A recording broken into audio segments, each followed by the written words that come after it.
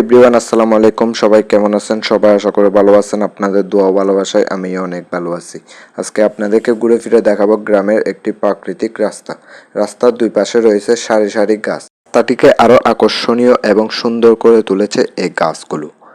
আর হাঁটতেও ভালো লাগবে, রাস্তার পাশে বসে আড্ডা দিতেও ভালো লাগবে। কিছু দূরে যেতে দেখি কয়েকটি দোকান রাস্তার সামনে। এলাকার মানুষের যাতায়াত শুধুমাত্র এই রাস্তাটি। রাস্তার দুই পাশে যে দোকানগুলো রয়েছে রাস্তাটিকে আরো সুন্দর করে তুলেছে এই দোকান।